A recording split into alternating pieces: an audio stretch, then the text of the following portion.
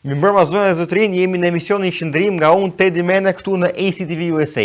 Sonë do të flasim për situatën katastrofike që ka kapur qytetin e Durrësit. Ne këtë si shqiptarët në diasporë shpeshherë dëgjojmë lajme për përmbytjen në zona të ndryshme të Shqipërisë, por nuk hym në analizat e thella se pse këto përmbytje realisht ndodhin. Për arsye se shpeshherë na shiten si propaganda, si kur janë katastrofa natyrore dhe fajin e ka natyra, ose mbetet që hedhin njerëzit, të cilat janë justifikime sigurisht skandaloze dhe janë shumë larg të vërtetës. Për këtë arsye, kam marrë një të ftuar tepër interesant sot, zotin Artan Kaçani, urbanist nga Durrësi, pjesë e Lëvizjes Bashk, i cili bashkë me mua sot do të na analizoj situatën dhe të vërtetën në mënyrë që ajo të tejkaloj ato filtrat e propagandës dhe të merret vesh jo vetëm në shqiptarët në Durrës ose në gjithë Shqipërinë, por deri këtu në diasporën shqiptare në Shtetet e Bashkuara të Amerikës ose më konkretisht në Michigan. Si fillim dua ta falenderoj që ka pranuar ftesën dhe është me mua këtu në studio virtualisht. Ju falenderoj shumë. Ju falenderoj, është pajësi për mua ndër. Unë do ta nis sepse shumë shqiptarë të diasporës nuk janë të mirë informuar për atë që ka ndodhur. Kështu që a mund ta nisni një herë me një prezantim të përgjithshëm për situatën, sepse ka persona që realisht mund të kenë dëgjuar mbase vetëm tituj ose mund ketë dhe persona që nuk e din fare që ka ndodhur një përmbytje. Kështu që le të nisim me një shpjegim shumë supervajsor. Shumë saktë. Në Shqipëri ashtu siç e dim, nga periudha 45-s, 1945-s deri në vitin 90, ka qenë një regjim autoritar i cili ka përveçuar territoret natyrore për të hapur fushëllime bujqësore. Shumë territore ligatinash, knetash të ndryshme që luajnë një rol në ekosisteme janë përveçuar për çështje të bujqësisë. Kjo gjë ka ndodhur edhe për zonën e Knetës në qytetin e Durrësit, kjo gjë ka ndodhur edhe për shumë territore në Lezhë, në Shkodër, ka ndodhur në Seman, përgjatë Myzeqes, ashtu që njohim fushën e qendrës Shqipërisë, por njëkohësisht edhe më në jug duke shkuar drejt territoreve të Nartës dhe Vlorës. Pra kemi një humbje të pasurive natyrore, e cila duke filluar nga vitet 90 pati një neglizhencë totale.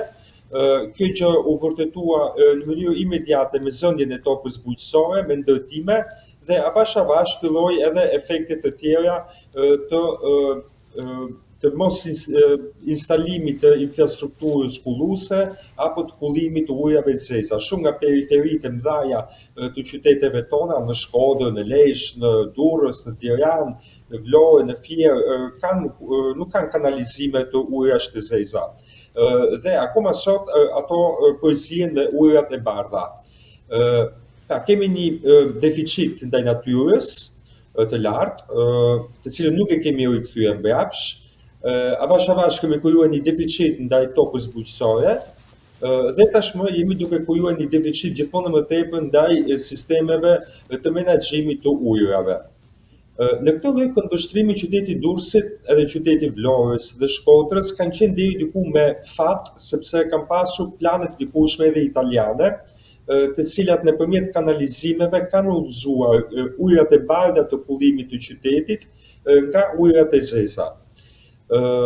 Avash me periudhën e regjimit diktaturës janë instaluar edhe impiante hidrovore të ndryshme, por duke tarasifikuar kodra dhe duke krijuar kanale pritse. Avash edhe administrata publike, duke filluar nga vitet 90, 2000, ka humbur edhe atë vigjilencën edhe të dijen bërjet teknike për të menaxhuar të gjithë këto kanalizime të ujrash të bardha. Qyteti Durrësit ka pasur 3 sisteme ujrash të bardha, ka ujë kryesor i kanalit të hidrovorit, i cili fillon sipër në zonën e Porto Romanës, kalon në zonën e Spitalës në Knet, duhet zbresi deri poshtë në Shkozet dhe del në ujën e Dajlanit, ashtu që njohim në mënyrë tradicionale popullore. Pra, i gjithë qyteti Durrësit qëndronte në një ishull i rrethuar nga një kanal shumë i madh, i cili gjatë periudhës italisë u përdor për drenazhimin e Knetës dhe për të larguar edhe mushkonjat, problemet me knetizimin asaj kohe, malaria që ishte e pranishme. Në atë kohë avash shtuan edhe kanalet dytësore të kullimit, pra në 2 kodrat paralele të qytetit, në kodrën e Durrësit, pra eksaktësisht kodrën e Surilave dhe të Kallmit, dhe njëkohësisht në kodrën e Shënëvlashit dhe në kodrën Vërinas që vazhdo më tutje. të dyja këto si kanale dytësore, pritëse, të cilat duhet prisnin ujërat që vijnë nga kontra, vërshojnë në mënyrë të fortë, mblidhen në disa rezervuare artificiale dhe këto rezervuare kanë dhe kanalizime që më pas i çojnë në mënyrë të hapur nga natyra, sepse quhen kanale kullimi, duhet të jenë gjithmonë të hapur dhe të shkarikojnë në fund në Porto Romane në mënyrë natyrore pa qenë nevoja me pompa. Ky ka qenë sistemi menaxhimit për gati 100 vite dhe ka funksionuar mrekullisht. 5 vitet e fundit, edhe 10 vitet e fundit, secili qytet kanë përmbytje të arsye të ndryshme. Flasim gjithmonë për Durrësin. Qartë.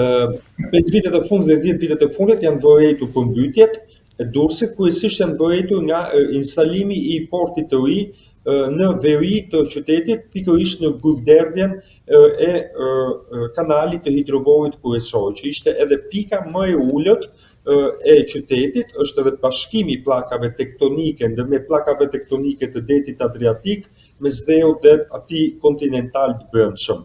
Është një zonë super sismike, për momentin nuk ka asnjë inxhinier ndërtimi që mund të marrë përsipër një masterplan tërësor të Porto Romanes. Kjo është edhe arsye pse porti është duke hequr pjesë-pjesë, por jo në një masterplan tërësor.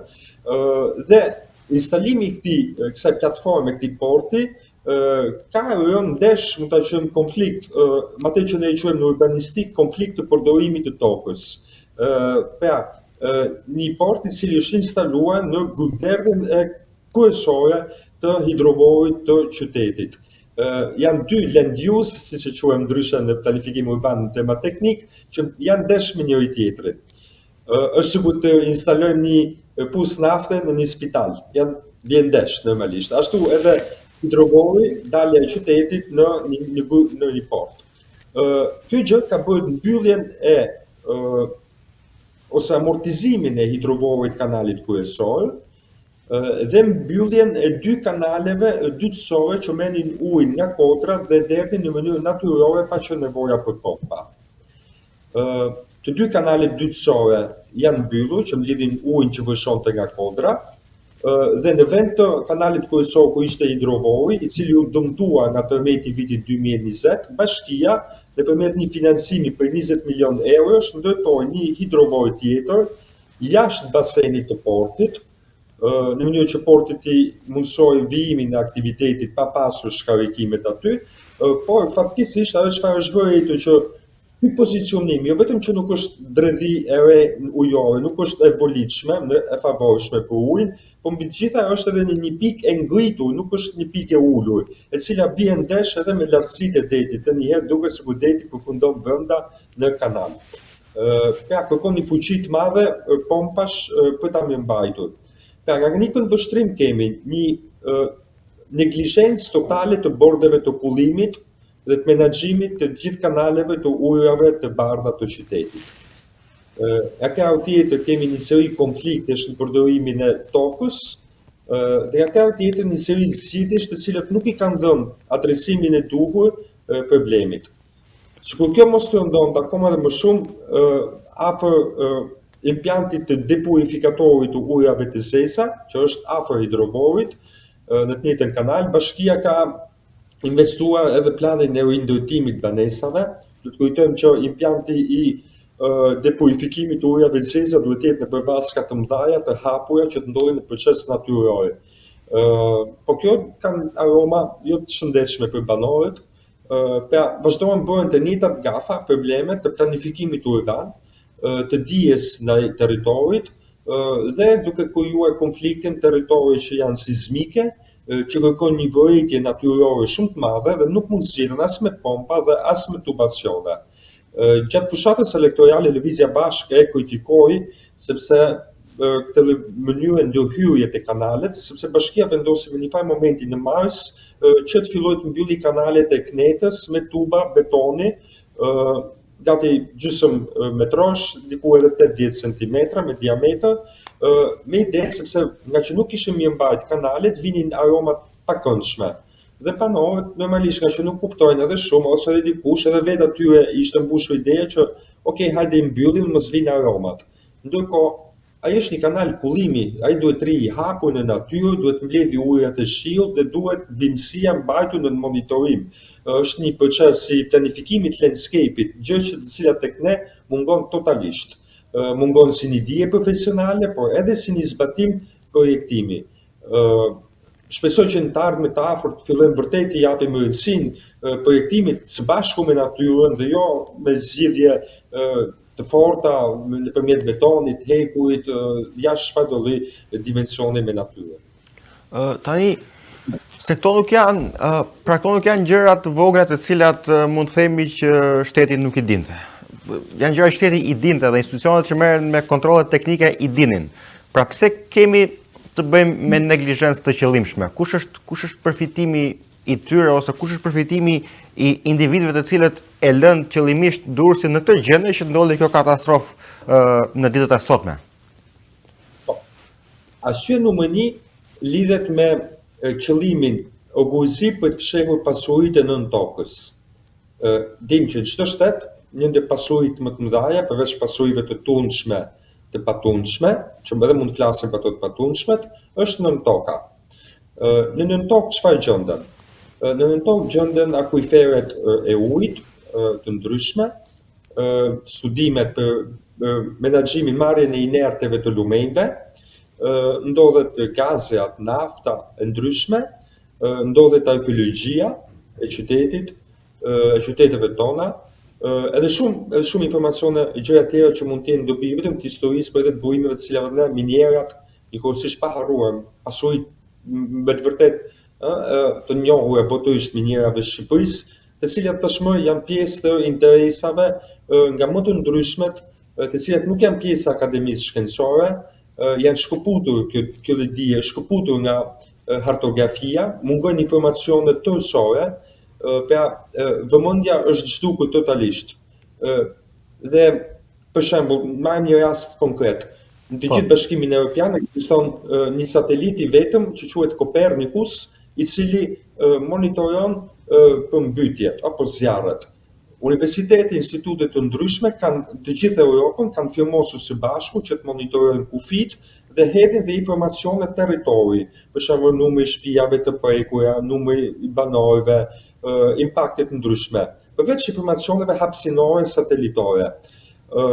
Shqipëria nuk ka aderuar tek bashkëpunimi ndërkombëtar I monitorimit të territorit dhe resurseve kombëtare. Duke bërë gjithmonë edhe më tepër informacionin të cunguar, pra jo drejt informacionit shkencor dhe jo drejt vendimarrjes transparente.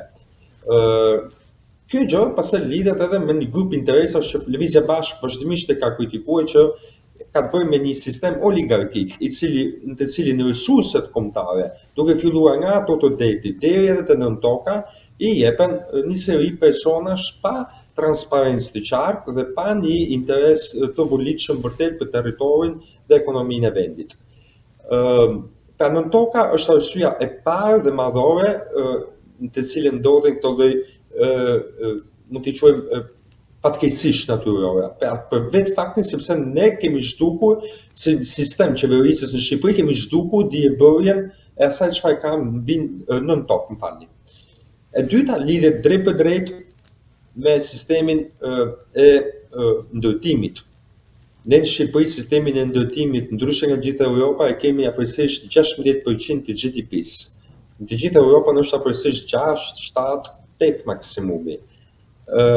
Ne ndërtimin e kemi kthyer në një aset industrial. Pra nuk është më një logjik tregu, ekonomisë lirë, sipas ofertës dhe kërkesës, por është një logjik industriale ku prodhohet në sasi gati për dalë në bursa ndërkombëtare. Gjëra të cila nuk ndodh për vetë faktin sepse sistemi kadastral në Shqipëri nuk është I digitalizuar, nuk është transparent dhe kjo lidhet pikërisht edhe me vjedhjen sistematike të pronave të Shqipërisë. Unë vazhdimisht e them edhe ndërmjet studentëve të mi të planifikimit urban, e them që ndërmjet 30 vetëve që jemi këtu, sikur të na jepet një vit mundësi, ne mund t'i japim përgjigje hartografike problemeve të pronave të gjithë shqiptarëve, të paktën për një shekull e tutje. Por kjo gjë mungon nga vullneti politik. teknikisht sot me dijen digjitale, informacionet, ato sot janë të mundura që të bashkëvendosen, të pasurojnë kartelat historike të pasurisë dhe të jepet drejtësi një herë e mirë këtij lloji problemi. Nëse deri në vitet 90, 2000, 2010 ishte e pamundur, kishte çdo gjë me letër, sot kemi informacione digjitale që e mundsojnë këtë gjëja. Dhe kemi një moment politik të ardhur që duhet ta përdorim se s'bën. Përndryshe do të kalojmë në një vojbull të errët, do të ngelemi në atë vojbull të errët dhe nuk do të kemi mundësi që të ripërkombemi. Po flasim për pasuritë nën tokës, pasuritë e patundshme që janë pronat dhe gjithmonë më tepër kuptojmë që është duke u ndërtuar një sasi industriale. Sipas një llogaritje me Politeknikun e Torinës që kam bërë së fundmi, kemi vërtetuar nga dhëna satelitore dhe nga lejet ndërtimore që janë dhënë në Tiranë në 2 vitet e fundit, që janë aktualisht 2.2 milion metra katror, vetëm 80% është e justifikuar nga kredit e bankave dhe nga fondet direkte të investimeve të huaja. Edhe ato që vijnë nga Shtetet e Bashkuara apo nga kudo, edhe remitancat apo të ardhurat. Nëse ne mbledhim të gjithë këto shumatore, kredit edhe remitancat dhe FDI-t, ato do të mbulonin vetëm 20% të ndërtimit në Tiranë. Dhe 80% është i bërë në mënyrë me lekë në dorë, cash. Bëm pyetje nga vijnë këto lekë. Normalisht nuk vijnë as nga prodhimi i domateve, as nga Shqipëria nuk ka këtë kapaciteti as industrial, jo. Kështu që unë do të thosha më tepër të ardhura kriminale se sa informale, sepse informale gri është ai fermeri që prodhon dhe që nuk arrin dot të shesi dhe që kërkohet faturë gjithmonë më tepër fiskale, dhe nga krau tjetër kuptojmë që të ardhura janë duke injektuar në Shqipëri, janë duke kthyer Shqipërinë në një pol ndërkombëtar një seri fluksesh internacionale gati edhe të palishme. Tani, e kuptoj që kemi të bëjmë me pastrim parash, kemi të bëjmë njerë me një kaos të organizimit, të kanalizimeve, të çdo gjëje, kemi të bëjmë me probleme nga dimensione, nga më të ndryshmet dhe të gjitha këto duhet të kapitalizojmë pak në një konkluzion. Pra, e para kemi populli ka drejt që të çohet dhe proteston dhe duhet të çohen akoma dhe më shumë dhe të vazhdojnë protestat, sepse siç ju thatë, kjo është një pikë shumë e rëndësishme, ku jo vetëm në Durrës, po në krejt Shqipërinë qeveria është në pikën më të ulët. Dhe duke qenë në një nga pikat më të ulta që ka qenë në historinë e saj, populli duhet ta përdorë këtë pikë strategjikisht për të çuar dhe për të reaguar. Edhe për të cilë pak atë shembullin e ndërkushmërisë popullore. Tani, në mënyrë që të shpërndaj tham arsyet teknike dhe pse shumë teknike dhe disa fakte ekonomike të pse disa probleme ndodhin. Tani, a mund të flasim pak për pasojat specifike të kësaj përmbytjeje në Durrës, pra a ka pasur njerëz të lënduar, si është bërë kur dikush ka qenë i smur, ka pas nevojë të shkonte në spital ose dikush ka pasur nevojë të telefonojë policinë, si ka qenë ndërhyrja e shtetit gjatë kohës së përmbytjeve, sa pranë është gjetur qytetarëve dhe për çfarë sa i madh është dëmi që ka ndodhur, pra lokalisht në zonën e Durrësit. Shumë saktë.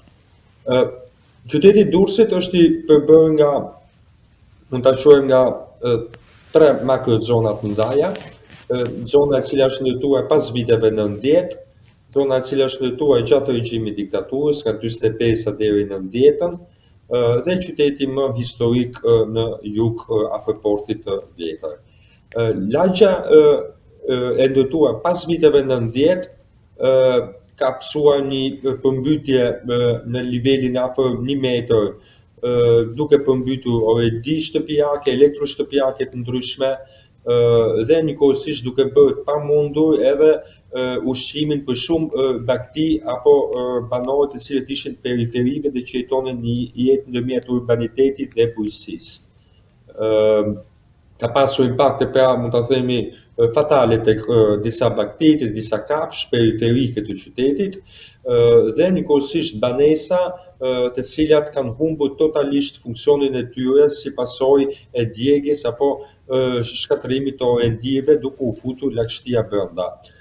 Krevate të lagura, orendi, tavolina, kuzhina, të fryrë nga lagështia dhe e gjithë tjeret me radhë. Ky gjë ka qenë pothuajse për gjithë zonën e Spitalës, Porto Romanes. Pastaj kemi banesat të cilat janë ndërtuar gjatë regjimit, banesat të cilat janë ndërtuar gjatë regjimit pa shkak se ka pasur një propagandë të madhe të bashkisë për të ulur poshtë depozitat e ujit dhe për të bërë sisteme të centralizuar të pompimit. Ato nuk kanë ndodhur tërësisht. Banorët vazhdojnë akoma mbajnë depozita sipër në terrasa dhe kjo gjë ka rënduar shtrezimin e betonit, duke krijuar fole ujë të cilat kanë ndetur gjatë dhe në shumë pallate në skave tradicionale ku aksesori sipër në katin e 5 kullon ujë, janë bërë njolla të mëdha lagështie dhe shumë kate të pesta janë gati të veshura me myk në kuptimin e pajetueshme brenda. Pas shkak se shumë banorë jetojnë në këto lloj kushtesh jo të shëndetshme. Nga krau tjetër kemi pallatet të cilat janë ndërtuar nga ndërtues të ndryshëm pas viteve 90, zakonisht janë ndërtuar pa studime të nëntokës, siç po thoni më parë, dhe kanë pasur probleme të parkingjeve të ndryshme, të cilat janë përmbytur me ujë. Pra ka munguar sistemi i kullimit i të gjithë pallatit dhe i kanalizimeve.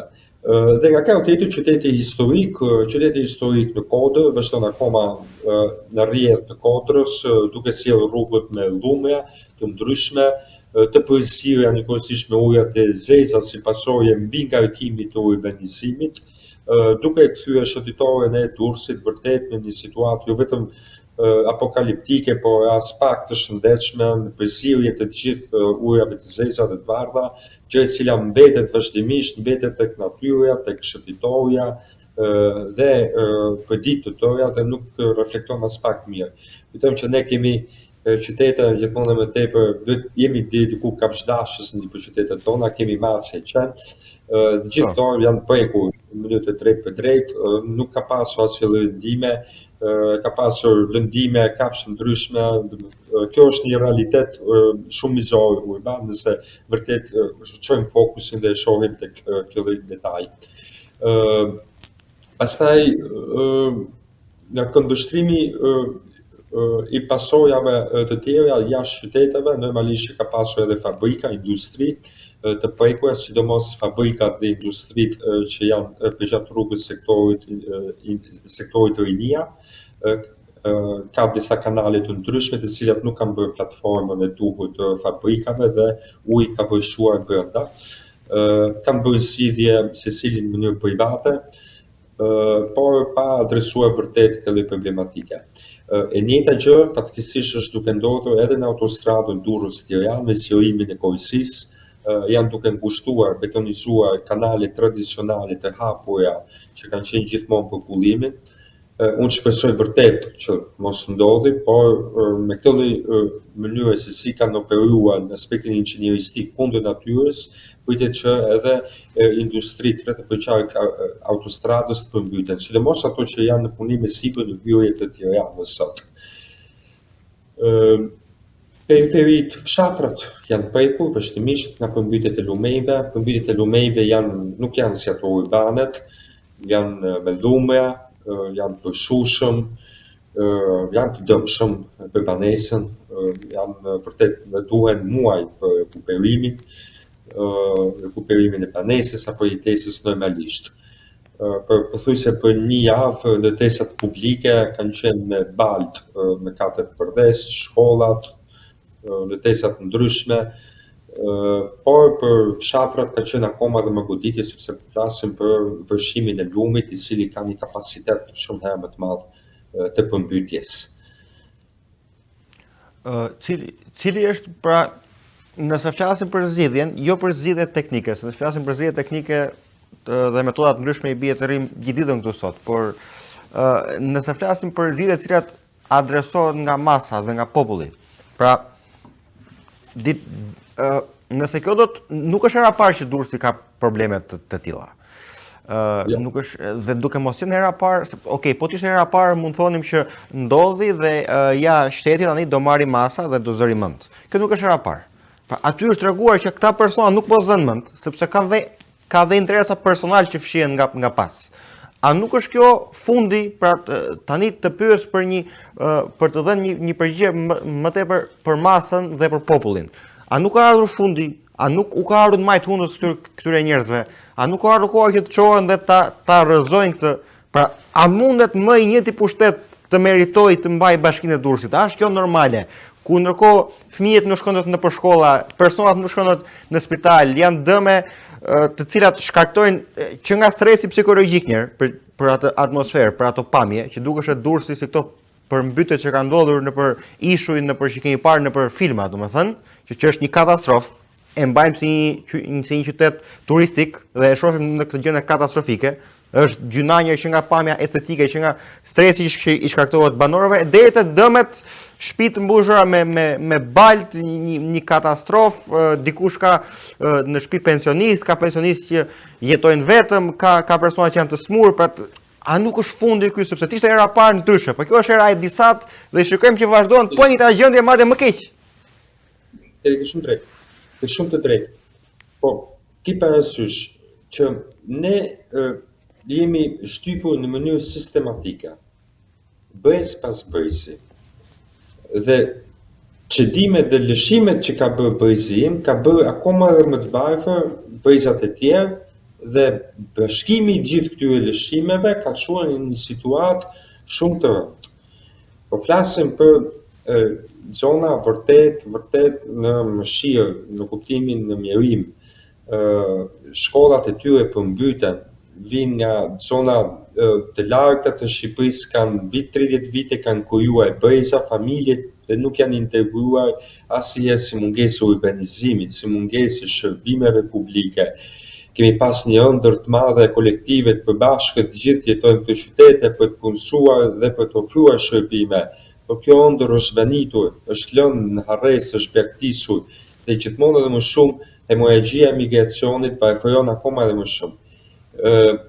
Çuditërisht dhe me vërtet çuditërisht, zonat të cilat janë përmbytur janë ato që kanë votuar më shumë Partinë Socialiste në pushtet. Shkozeti, Portoromane, Sukthi, e gjithë territoret e tjera. Jo vetëm për Durrësin, në të gjithë Shqipërinë.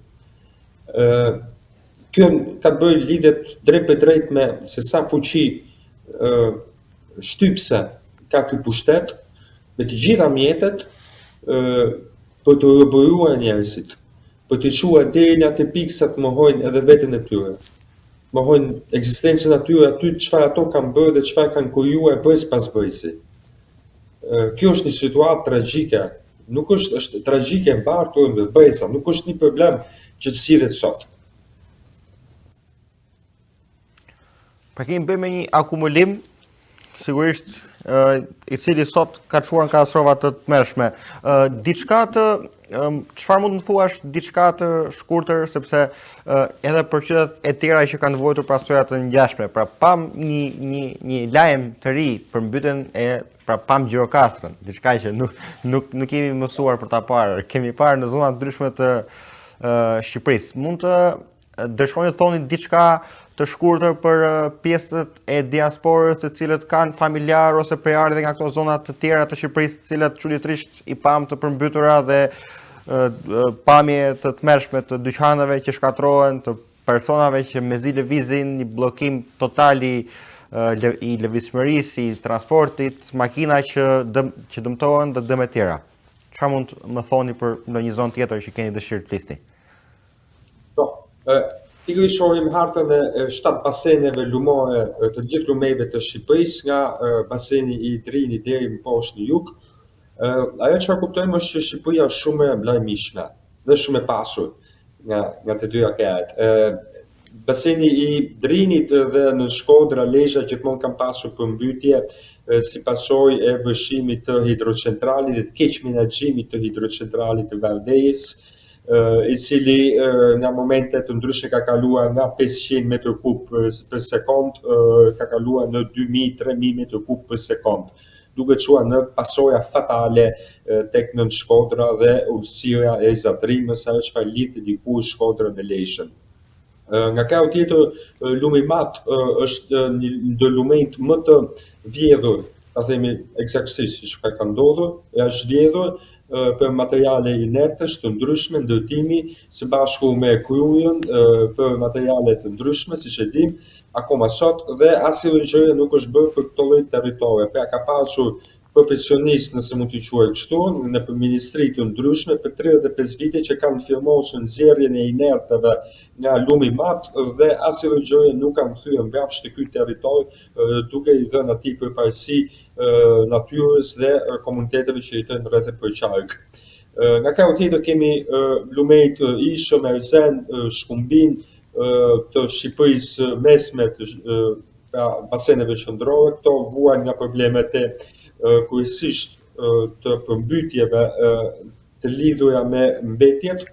Flasim për landfillin e Elbasanit, i cili është një landfill në natyrë të hapur, i lënë i braktisur për qindra hektarë dhe që konfluon në basenin e lumit.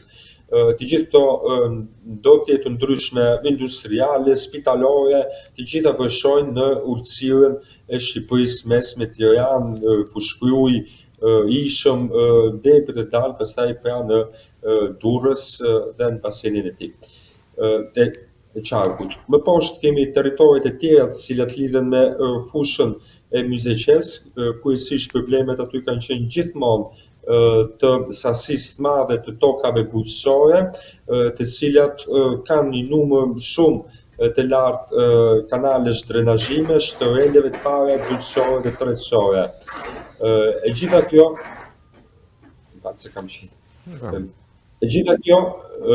ka krijuar një situatë shumë kaotike për sa i takon përmbytjeve, sepse njëkohësisht kemi edhe konfliktet e përdorimit të tokës, puset e naftës të ndryshme të cilat bijnë mbi kanale, të cilat nuk janë investuar asnjëherë, dhe Myzeqeja ka pasur gjithmonë të mbi ngarkim të përdorimit të tokës, nga një krah bujqësor, nga një krah naftënxjerrës dhe konflikteve që lidhen me to. Shumë banorë apo industri, fabrika kanë ndërtuar në të gjithë urtësirën e fushës Myzeqes. Jo më fort edhe Fieri është në qytetet me urbanitetin më të madh rural dhe kanë probleme kryesisht që lidhen me të gjithë vërshimin e lumit basenit Devol dhe Osum, të cilët vijnë nga mëmbëlsia e territorit. Ndërsa akoma më në jug, Gjirokastra është një rast shumë tipik sepse nuk ka të bëjë me basenet lumore, por kryesisht ka të bëjë me çështjet urbane. Periferia është një periferi e cila ekstensive, shumë e hapur drejt kodrave të qytetit. Kjo periferi normalisht ka mungesë kanalizimesh, ka mungesë infrastrukture, dhe kur uji vërshon në lartësi të larta të kodrës, normalisht që krijon edhe grumbullime dhe forcë të madhe për të çarë mure, shtëpia dhe argjillatura të ndryshme. Gjirokastra vërtetoi pikërisht që të zbardhojmë qytetin apo ta mirëmbajmë atë, kërkon një përkushtim shumë herë më të madh ndaj natyrës, ndaj kotrës dhe mbi të gjitha adresimit të tyre brenda kanalizimeve të qytetit. Pra kaldrëm e dikushëm jepin edhe zgjidhjen teknike të vërshimit të ujit. Sot kjo diebërje nuk është aplikuar në të gjithë periferinë, duke krijuar mundësi që uji të krijojë fole, të magazinohet në vatra të ndryshme, duke më pas vërshuar me forcë të madhe së bashku me inertet dhe materiale të ndryshme. Tani, se këtë ta pyeta sepse isha i interesuar që përveç intervistës plot mund nxjerrim edhe video më të shkurtra ku përmendim edhe qytete e tjera për të kapur edhe audiencë më të gjerë edhe këtu në diasporën pra të shqiptarëve kudo që na ndjekin për arsye të prerardhjes ose familjarëve dhe miqve që kanë në Republikën e Shqipërisë. A mund më bëni, pra sepse jemi drejt fundit dhe dëshiroja të më bëni jo një konkluzion, po një konkluzion në stilin e një thirrje edhe për diasporën. Sepse tashmë diaspora ka edhe të drejtën e votës, sigurisht hera parë ishte pak më shpejt për ne këtu në diasporë, hera dytë do të ketë angazhim më të lartë, do të ketë më shumë persona që do të angazhohen në votim nga anë të ndryshme të botës, avash do të fillojnë mbasi lindja e nismave të ndryshme në vende të ndryshme të botës nga shqiptarët, angazhimi i burimeve intelektuale të kësaj diaspore në Shqipëri, sigurisht votën e thamë dhe burimet financiare. Kështu që duke qenë në këtë rritje progresive të angazhimit të mërgatës shqiptarë në 4 anët e botës në Republikën e Shqipërisë, do na duhet që konkluzionin ta bëjmë edhe për të bërë një thirrje pikërisht kësaj mërgate. Çfarë keni për t'i thënë mërgatës shqiptare? Gjëja e parë dhe gjëja më e rëndësishme, kanë kaluar, për dikë mund të kenë kaluar shumë breza larg nga Shqipëria, për dikë mund të kenë kaluar shumë më pak. Gjëja e parë që ishte shumë e rëndësishme është mirëkuptimi mbi fatkeqësitë që kanë ndodhur këtu. Unë vetë kam qenë student për 10 vitesh në Itali dhe jam kthyer këtu dhe kam vendosur që të përqendrohem tek çështjet urbane. Tek mirëkuptimi i fatkeqësive që ndodhin dhe mbi të gjitha që përgjegjësia në çfarëdo mënyre duhet kërkuar tek institucionet e ndryshme dhe jo tek një, por duhet me kërkuar tek disa aktorë të ndryshëm ku të gjithë të rrisin një pluralitet më demokratik të vendimarrjeve publike. Ne jemi mësuar që të ankohemi tek një kryetar apo tek një person. Faktikisht ajo çfarë duhet bëjmë është kërkojmë drejtësi mundësisht edhe brenda zyrave të ndërmarrjes shërbimit komunal, ku ndrojet një punonjës i vetëm, duke punuar në kanalizimet. As bashkia nuk kishte ndjeni, as policia. Kishin standardet e shërbimit komunal. Ajo çfarë duhet kuptojmë është që përgjegjësia këtu nuk bie as mbi banorin i cili në kërkim të një jete më të mirë ka ndërtuar në periferi, as në ato të cilët janë duke punuar, për vërtet janë viktimë e punës, dhe mbi të gjitha, kjo përgjegjësi duhet kërkuar në mënyrë progresive tek një seri institucionesh, niveleve të ndryshme qeveribërjes, sepse jemi mësuar shumë me shohun ku kryeministri apo duhet presim ministrin që të vijë nga Saranda në Durrës apo nga Shkodra në Durrës. Duhet kërkojmë një demokraci institucionale të gjithë aktorëve të ndryshëm. Normalisht që dorëheqja e kryeministrit është zgjidhja kryesore dhe duhet të jetë kërkesa nga të gjithë ne, sepse ke kaluar në mandatin e 4, ka të kaluar çfarëdo lloj kompetence të planifikimit territorit, çfarëdo lloj kompetence të gjithë sektoreve. Ai tashmë nuk ka më se çfarë të ofrojë përveç se ripërsëritje dhe propagandën që ka filluar ta trompetojë më shumë. Ku radha e kërkesës është normalisht dorëheqja, por zgjidhja do të vijë gjithmonë nëpërmjet të gjithë organeve të ndryshme, në mënyrë që të rrisim demokratizimin e kësaj shoqërie drejt institucioneve më të besueshme.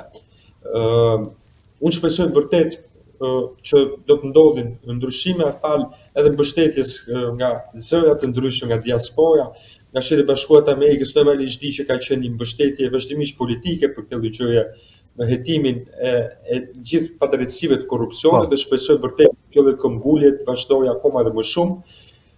Por nga të gjithë ata qytetarët të cilët janë qytetarë të lirë dhe kanë akoma kujtime, memoria apo edhe të afërm, ajo çfarë duhet kërkojmë është drejtësia tek zyrat e vogla të bashkisë deri tek zyrat më të mëdha, por në mënyrë horizontale por edhe vertikale së bashku. Jemi mësuar që të bëjmë kërcime të dhunshme ndonjëherë, protesta përballë kryeministrisë, të cilat kanë shuar edhe në vrasje dhe asnjëherë në hetime. Në mënyrë që ne të hesim në mënyrë progresive, duhet të hesim në mënyrë demokratike horizontale. Dhe kjo është shumë e nevojshme.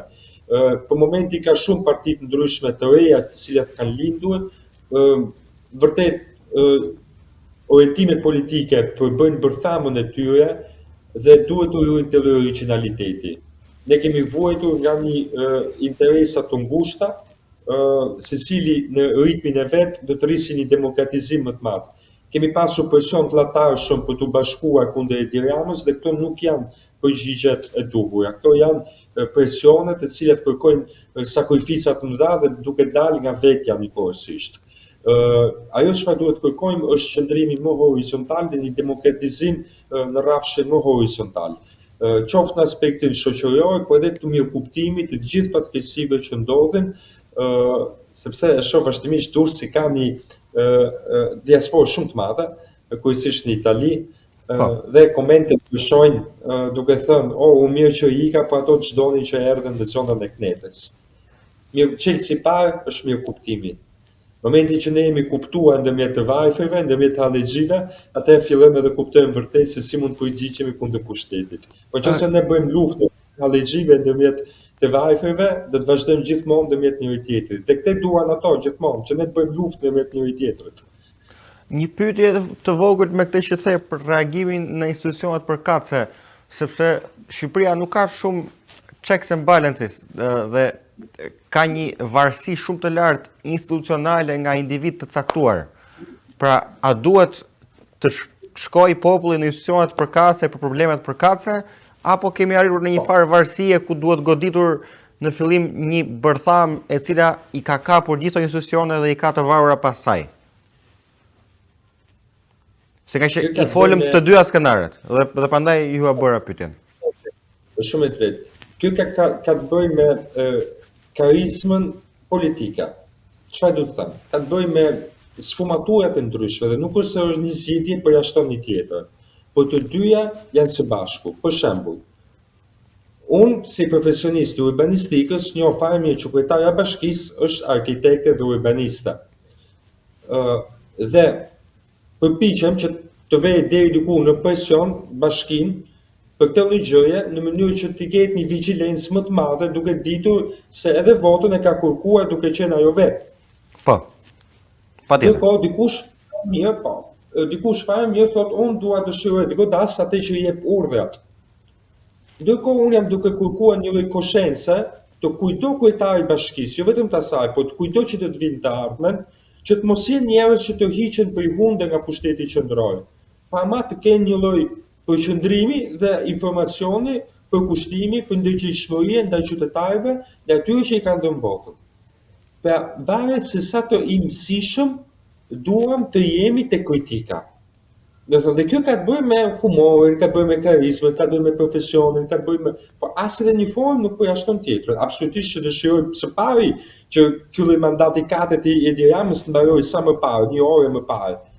Por nga krau tjetër dëshiroj që nesër kushdo që të jetë në bashkinë e Durrësit apo në drejtoritë përkatëse, mos marrë guxime pa qenë profesionist i fushës apo pa mbrojtur interesin atyre që e votojnë dhe kështu me radhë. Dhe kjo ka të bëjë me afërsinë e demokratizimit dhe më shëndoshjen e saj, sepse mund të rrim gjatë gjithë kohës duke prerë koka kryeministrash, por asnjëherë nuk do të arrijë të stabilizojmë një qëndrueshmëri politike dhe një dëmshuri të përkushtim ndaj territorit. Më pëlqen qasja juaj se ka të bëjë me një vizion që e demokratizon vendin edhe në afatgjat. Një qasje që duhet ta ndërmarrë sigurisht populli për ta bërë të mundur, sepse në fund të ditës është në dorën e tij. Të falenderoj shumë që ishe këtu me mua virtualisht për të analizuar qoftë aspekte teknike, qoftë dhe për raportuar dëme të ndryshme që kanë ndodhur në Durrës dhe në zona të ndryshme të Shqipërisë për arsye të përmbytjeve. Të falenderoj që ndam bashkë mendime lidhur me klimën politike dhe bëm edhe thirrje diasporës e cila ka një rëndësi në rritje dhe gjithmonë sa më shumë thirrje që bëhen, aq më tepër kemi shansin që ta zgjojmë dhe ta bëjmë atë të reagoj për në fund ditës për adheun e saj. Unë gjithmonë kam bërë thirrje këtu sepse nuk do të harrojmë që mërgata shqiptare ka një realitet të disa krahinave. Pra këtu ne kemi shqiptarë të trevave të ndryshme dhe unë gjithmonë u them që shteti shqiptar, pa Republika e Shqipërisë është kryeqendra e shqiptarizmit. Dhe nëse nuk është mirë Shqipëria, nuk ka se të jenë mirë as trevat. Dhe ndaj të gjithë bashkë duhet të lobojmë për mirëqendjen e kryeqendrës shqiptare, e cila mund të garantojë dhe më pas, sepse nëse ato para nuk do të nëse me ato para nuk do të abuzohen, nëse ato para nuk do të vidhen, nëse nuk do të ketë neglizhencë, sigurisht do të ketë fondet mjaftueshme për të lidhur jo vetëm probleme të tilla lokale, por edhe për të ndihmuar kulturën shqiptare edhe jashtë kufive të Shqipërisë, ashtu siç është detyrimi në kushtetut. Pra nuk po kërkojmë asgjë të paparashikuar në bazë të ligjeve.